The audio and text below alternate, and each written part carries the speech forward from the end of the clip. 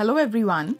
Here we'll be taking up the third questions, all the parts, in exercise 6.4 of chapter Squares and Square Roots that deals with the application of long division method to find the square root of the decimal number. We'll come on to the first part of this question, that is 2.56. Now earlier what we were doing, when any number was given to us, the step 1 was to simply place bars starting from the right and going on to the left side, and we were placing one bar on each pair of digits. Here a few things are different.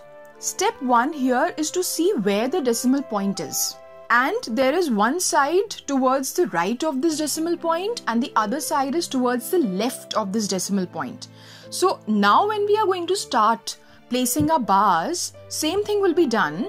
We'll be taking two digits together and we'll be placing the bars, but we'll be moving from this decimal point towards the right side and from this decimal point towards the left side.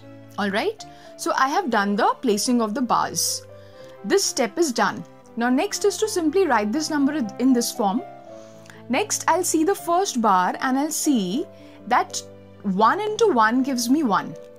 Alright, so I can write 1 multiplied by 1 giving 1. When I subtract, I get 1. And now I'll also place the decimal point on the top. So I've done that. So I have 1 point. Alright. Now next is to add this 1 with this 1 and write the result here. That is 2. So I've done that. Also I'll be bringing this 5, 6, which is the next bar's digits. I'll bring that down. So I have a number that is 156. Now next step is to write a digit in front of this 2 and multiply it with that same digit so that I get 156 or a number less than that. So I'll see and I check and I find that 2, 6 multiplied by 6 will give me 156. So I'm writing 6 in front of this 2 and also up there, and I simply get 156. When I subtract, I get 0. So now I know that the square root of this 2.56 is 1.6. So I'm done with the finding of my square root. Now coming on to the next part, that is 7.29. Alright, now in this question, again I'll be placing the bars in the same way that I did in the previous question. Once I've placed the bars, I'll write the number this way. Now next I'll see that 2 into 2 gives me 4. And when I subtract 4 from 7, I get 3. I bring this to 29 of the second bar down and I have 329.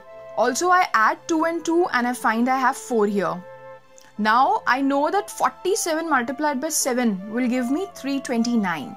So I can simply write 47 multiplied by 7 giving 329, which when further is subtracted, I get 0. The square root of this 7.29 is 2.7. Now coming on to the third part, you see third, fourth and fifth are kind of similar parts, right? So here the placing of the bars will be a bit different. Let us see how we've done. We see the decimal point first, then we go on to move to the right side and make pairs and place bars. Also, then we move to the left side of this decimal point and we begin placing bars taking two digits together. So in this case, I see that 84 is towards the right of the decimal point, so I've placed 1 bar. Also, 51 together, these 2 digits. Now I have 2 digits. In earlier parts, I was just having one digit, right? So I was placing that bar on the top of that 1 digit only, but here I will be placing the bar on the top of 2 digits because I have 2 digits present. So I've placed my bars, I've written the number in this form. Now I check that 7 into 7 will give me 49. When I subtract 49 from 51, I get 2. I bring 84 down and I have 284. I add 7 and 7 and I get 14.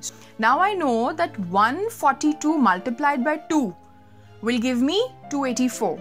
And when I subtract, I get 0. So finally I can say that the square root of 51.84 is 7.2. Coming on to the fourth part, 42.25. I've placed my bars like this here. Alright.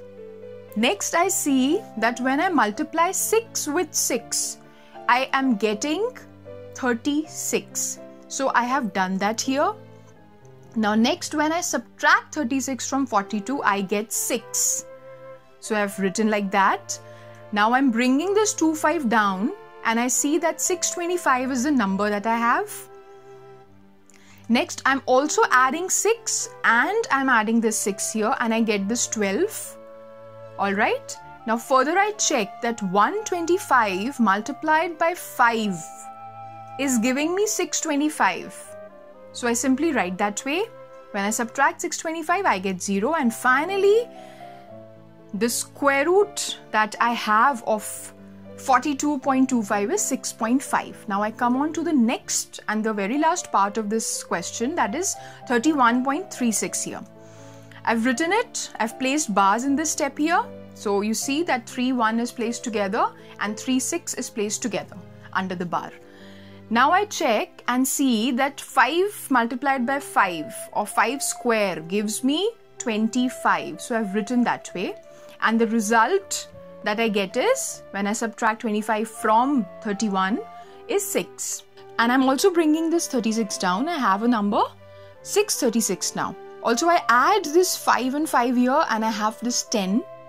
And I'm checking that when I'm writing 106 multiplied by 6, that will result in 636. So I have done that. And finally, when I subtract, the result is 0. That is shown here. So I can simply say that the square root of 31.36 is 5.6. So we are done with this part here. Thank you so much and all the very best.